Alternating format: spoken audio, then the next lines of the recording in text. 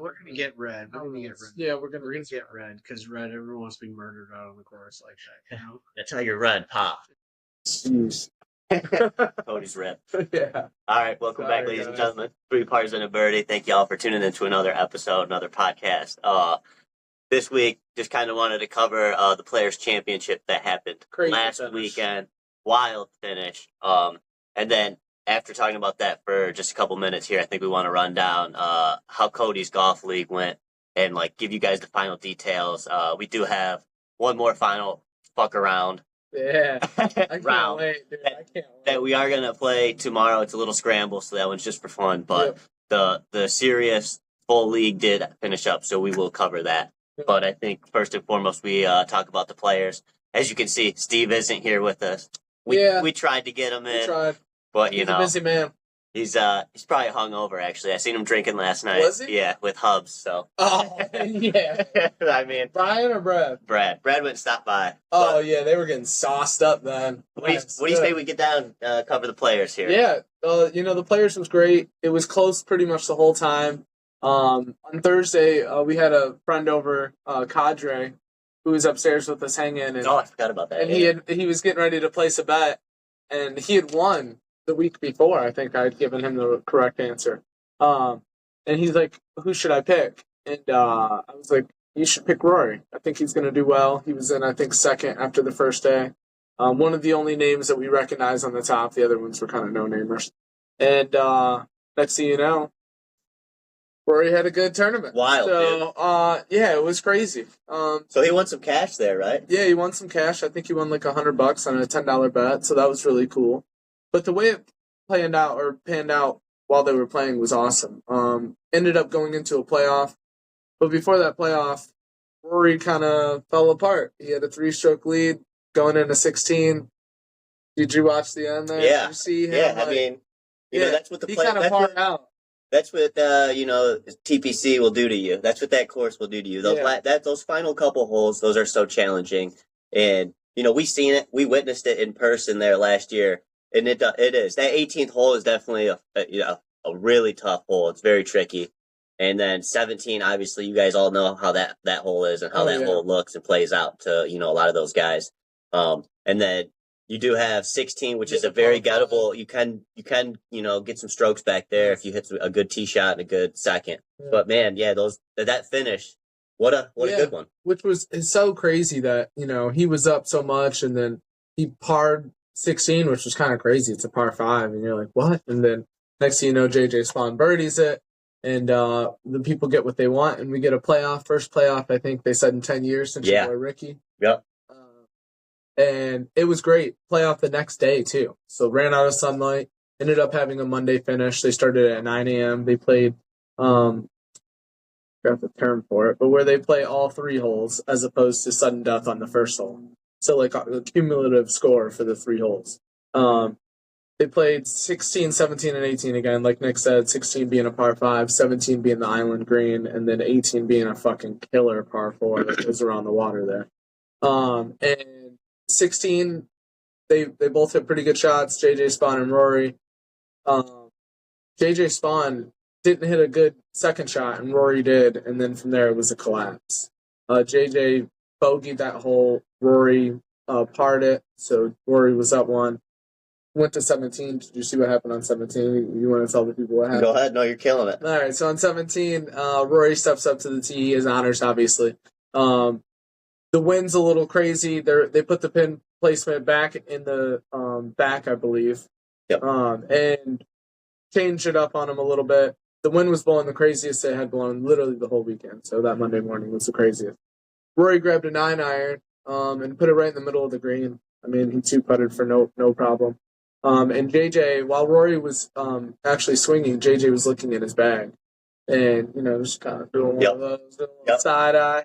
We've all been there. Yeah, we've all side-eyed a bag or two on a par 3 just to make sure in competition. And he saw Rory's 9, and he just kind of, thought it was unfathomable because Rory can hit his ball way farther than JJ. So he thought, a 9, well, fuck, I'll grab an 8. So JJ grabs an 8. That, I believe the par 3 island, I believe the furthest it goes is 142 yards. Yeah, that's a fact.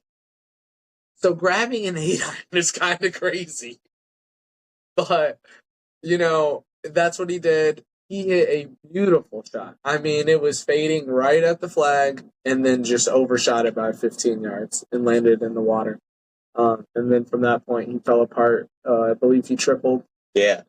When you hear him talk about it afterwards too, he said he hit the shot that he wanted to. He hit the ball in the window. It was so nice. And when he seen it take off, if you guys seen any of the highlights or the interviews that he said that he was in, he said he hit that ball exactly how he wanted to, but he thought it was going to come up short. The way he hit it, he said it looked like it was going to come up even short to him and not even be long. So that was like a shocking moment for him.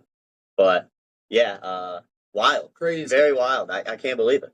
It's such a hard thing to take 8 iron to a hole that you know the end is only 145 yards. I mean, even if the wind's blowing like super, super hard, yeah, but even then it's like. He thought he got it up high enough into the wind too, and where he wasn't got going it to high. be. I mean, it looked so good. Yeah, it must have just flighted through the wind, Tom, and it just pierced through the wind. It was like one of your shots. One of those moments where you're gonna remember for the rest of your life if you're JJ Spaun. Oh yeah, and I hope he bounces back. I mean, it was a wonderful finish. Rory walked away with 4.5 million, JJ with 2.3. So I mean, he still made great money. But it was a crazy finish. I haven't seen one like that on a Monday morning in a while. That was pretty cool. The last time we had a Monday morning finish was when Kuchar made those people come back. Yeah. And everyone was so... For one hole, even though we lost. That was so fucking funny. But yeah, the players was great, man. The course looked beautiful, like always. The 6th hole having that tree big there difference. Now. Big difference. A lot of the guys said it didn't make a big difference for... for them. Yeah, well, they said it made big difference for how they approached the shot, but not how it affected the shot, if that makes sense. So they, like, made it, they wanted it to stay low. Visual. And because they were able to do that, the tree didn't get in anybody's way. But again, that's them. That's way different. Yeah, a lot of the pros were saying it was just a visual thing to them. It's never going to hit affect their shot at all because a lot of them all started low anyways for the most part and are not hitting high sweeping shots on that hole in particular. Right. So it didn't mess with them in that aspect. But man, if you get me up there, that tree's right in my way. Yeah. Oh, yeah. Thank God we're not playing from the tip, so we're not going to have to worry about that anyways. But still, bro, if you put a tree like that that's hanging over the tee box, 9 times out of 10, I'm probably going to hit it because just knowing that it's there. Yeah. And yeah. It would be a bad tee shot for me, too. It'd be in my head so much. I don't even like seeing a tree in the middle of the fairway. You want one in front of me? That's crazy.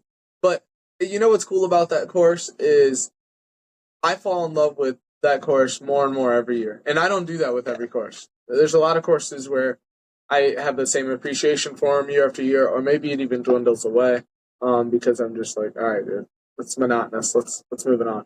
Mm-hmm. But that course, I just fall more and more in love. Those holes are so tricky.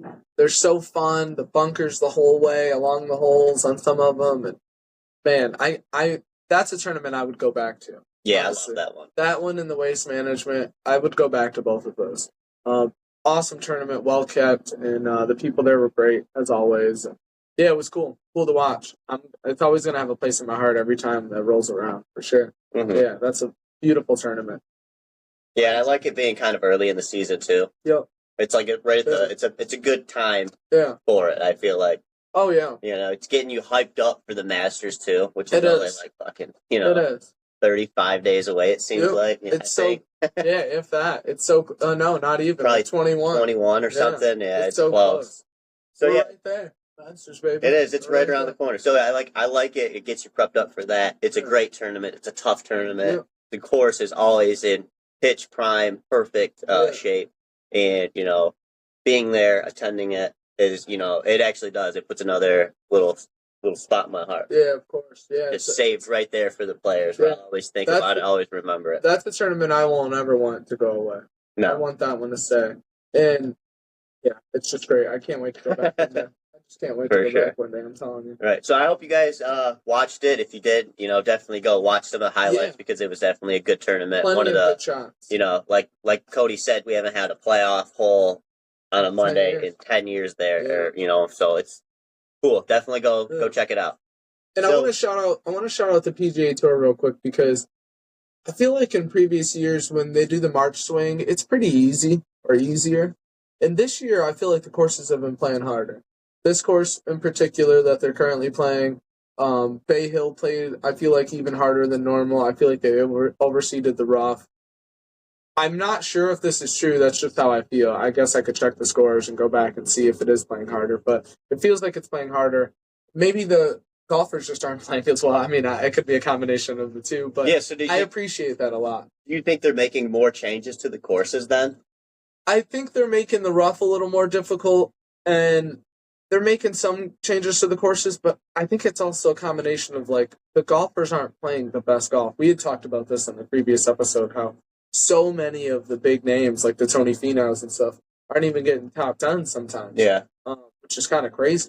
A lot of the middle golfers are top 10 and all the time now. Yeah. Like JT posted it all last year kind of thing. You know what I mean? It's kind of crazy. But it's fun to see. But yeah, the courses just seem like they're playing harder. Like, a lot of pars are earned now, as opposed to given. And you are seeing the changes too that they are making because they are making changes. Like you just seen it at the Players, last week with just the tee box at 6, and they did it at Bay Hill. They changed like a bunker, I think, on like 17. And I think they changed the tee box too at Bay Hill. I believe where they placed it at. And so so they definitely are making the changes on these courses, and it's showing in the scores. Right, you could see it for sure, and I think. Yeah, it made it a little tougher in this March swing. Can they do any more changes in the January and February swings now, too? Can they do anything with those courses, like at Kapalua or anything like that? Because some of those courses might not be able to make, certain changes, too. And they're already at the threshold of difficulty. Maybe they're maxed out to their potential, is what I'm thinking.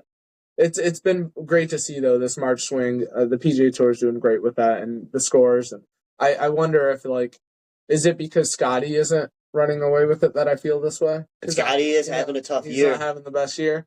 So there could be a combination of reasons why I feel this way, but I'm just happy that it seems like the competition is closer and the courses are playing harder. A lot of the courses, which I love to see, honestly. So that's been great. What else do we got? I think we just navigate now. Let's head over to the simulator league, Cody. Yeah. Let's give the people what they want. Well, how about you tell them about the semifinal? Semifinal, so you had Steve versus Ryan playing for third place, and then Tristan and Cooley playing for the championship, playing for number 1, playing for that trophy, that bag, that bag, for sure. And it was good. It was a good match. They ended up playing 18 holes, which is crazy to me because it was supposed to only be 9 holes. We got there that day, and all of a sudden everybody agreed on 18. It was a wild move, pretty interesting. So I give you 8.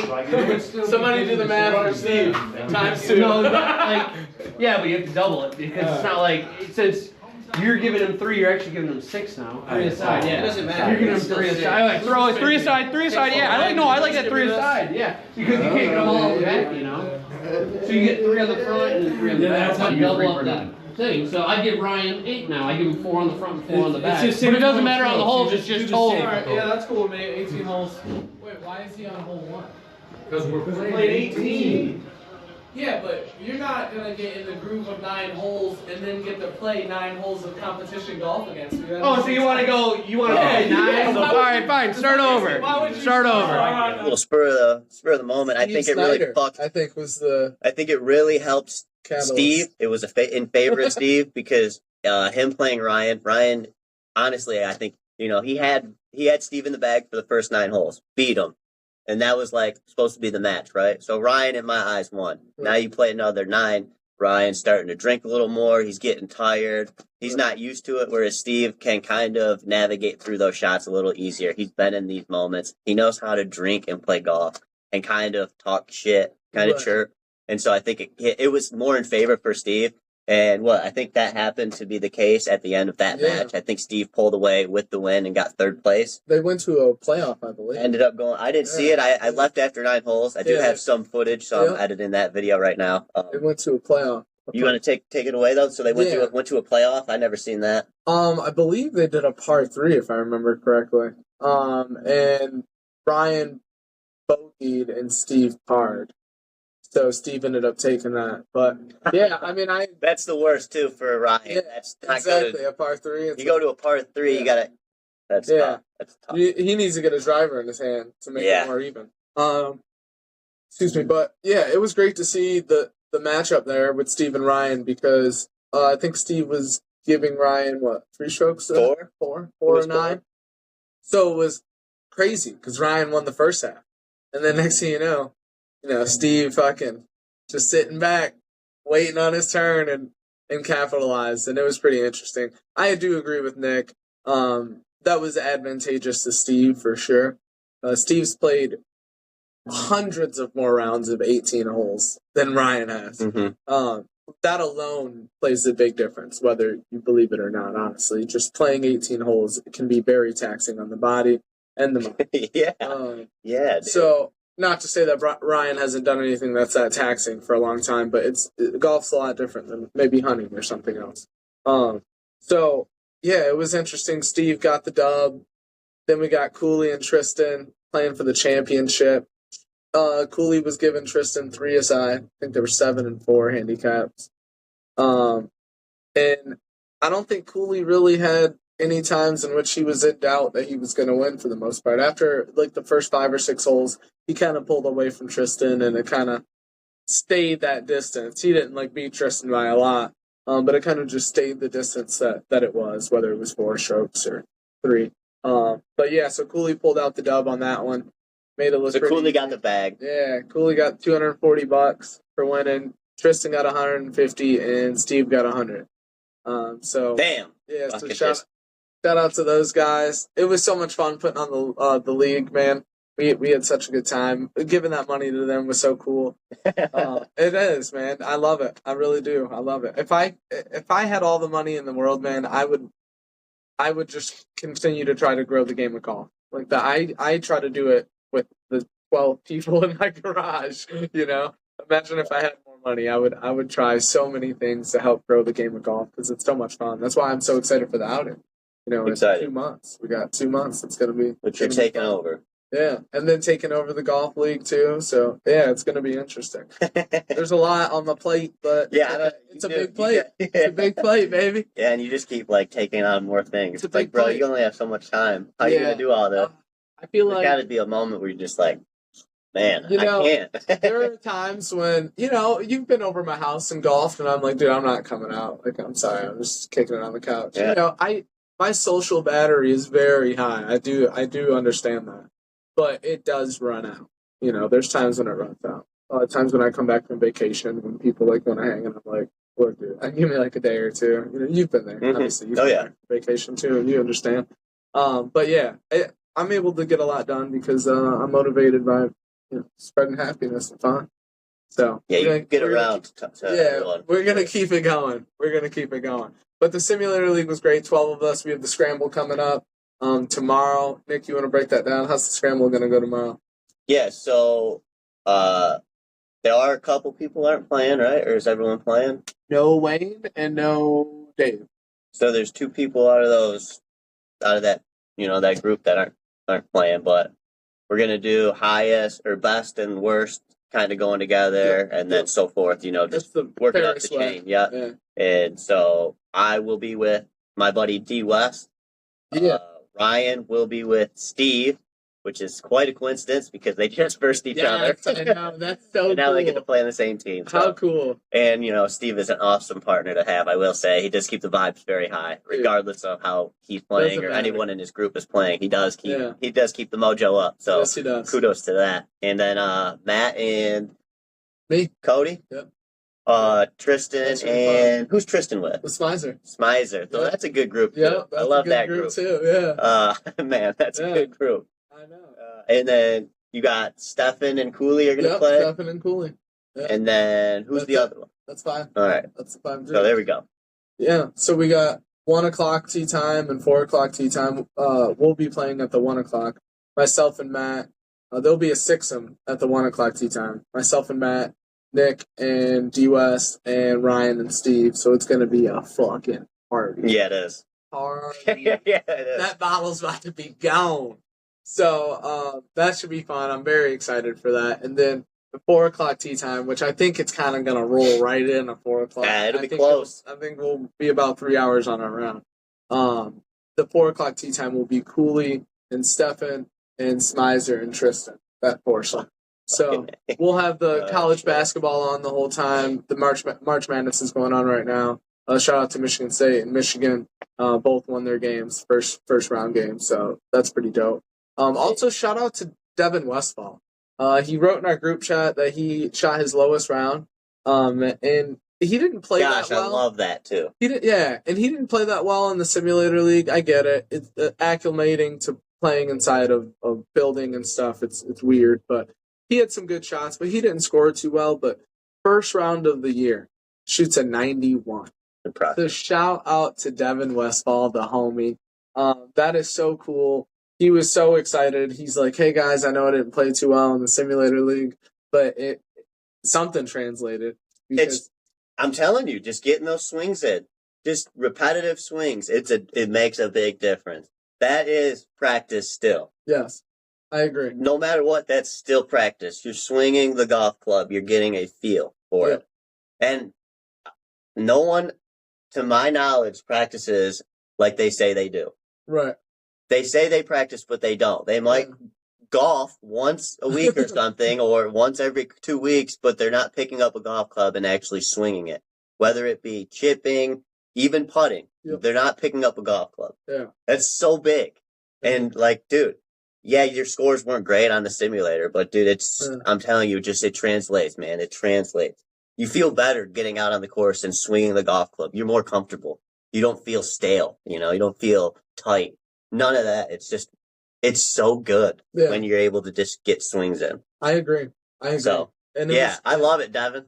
Yeah. Shout out D West, buddy. Keep it up, man. Yeah, keep it up, man. If you break 90 this year, I'll be so pumped. That'll be sick, dude. That'll be worth the simulator already for sure. So shout out to him. We get to see him tomorrow. I'm excited. He's going to be your partner. So I hope he doesn't play too well tomorrow. Jeez, Devin, you better suck tomorrow, dude. Yeah, let's go. So we'll see. It's cool. We're going to do $20 a team, or $20 a man.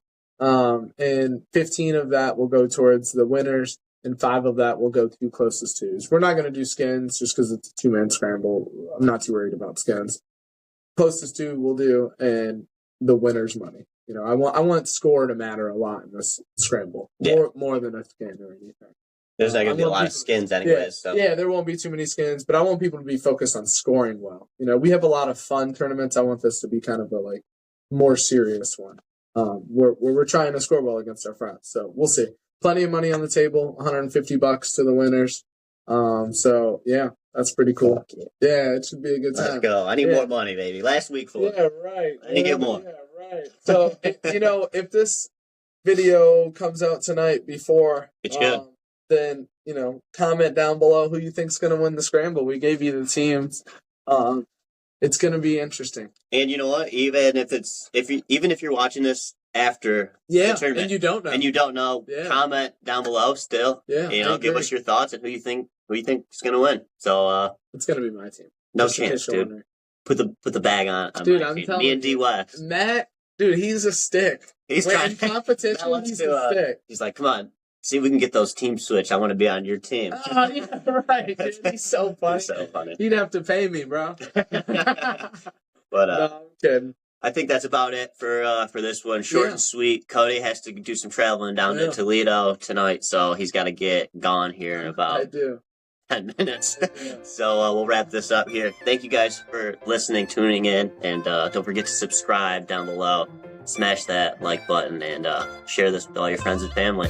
And what do we say here? Don't forget to what? Yeah, use your one time. Don't forget to... Let's Steve's.